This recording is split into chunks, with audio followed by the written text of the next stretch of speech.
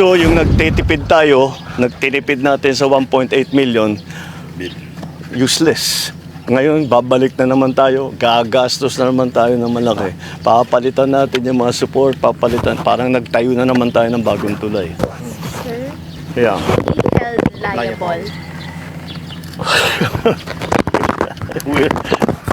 be held liable. You know, I always have a saying, fix the problem, not the blame. Ayusin muna natin yung problema. Believe me, we will find out who is responsible. Who is responsible is basically who made the design.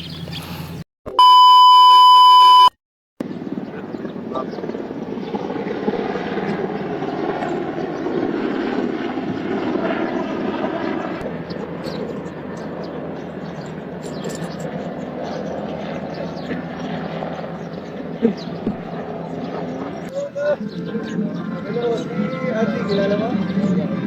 Ate na ako.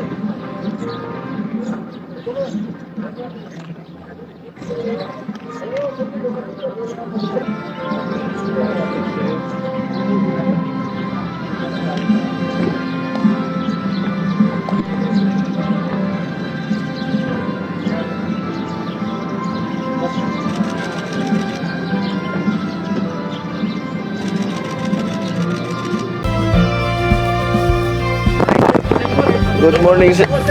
Good morning. Eto nga, na-inspection na natin. Nandito si Secretary Manny Bunuan para nga explain kung ano yung nangyari dito. Ang ending nito, ang punot-dulo nito, design flaw. It is a design flaw. Mali yung design. Ang history kasi nito, dapat ang funding nito was supposed to be, ang project cost nito is 1.8 billion. So binawasan to under 1 billion para makamura. Ayan, inayos ngayon, ginawa ngayon yung detailed design. Design is really weak. Dahil kung tutusin ninyo, this is supposed to be a suspension bridge, nakasabit. Nakaganyan yung arko na ganyan, tapos yung bridge suportado ng kable. Ito lang ang suspension bridge na nakita ko sa buong mundo na hindi kable. At yan na mismo ang bumigay. Ayan, diyan bumigay yung bakal. Kung kable yan, hindi dapat bumigay yan.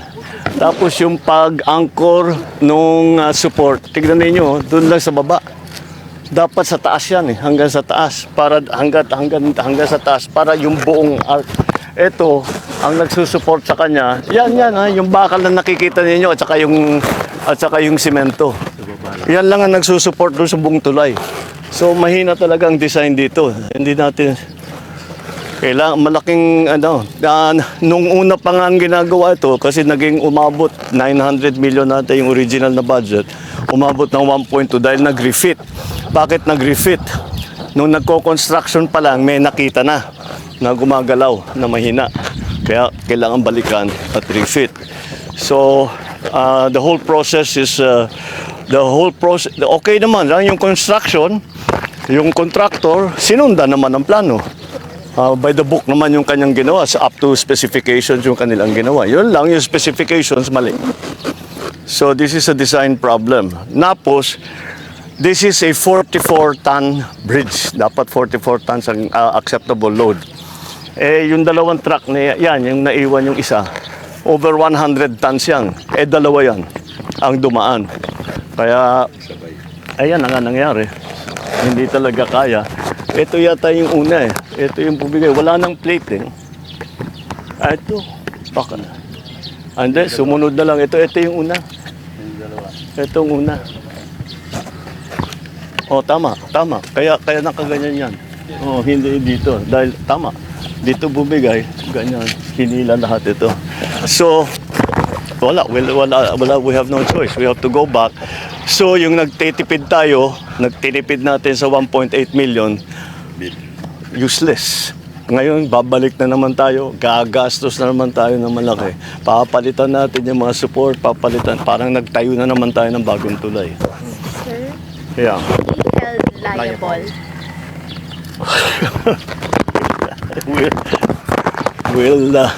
you know, I always have a saying, fix the problem, not the blame.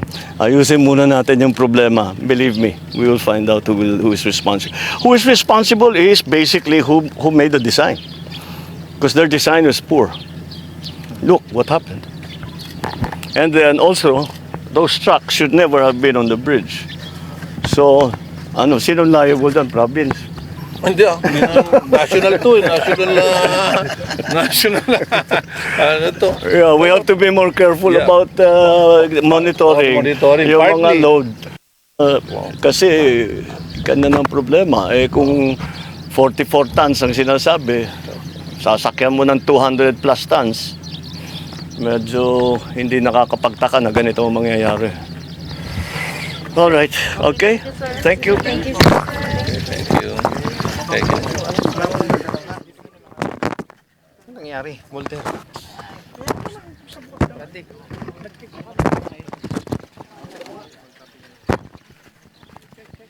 Si Walter.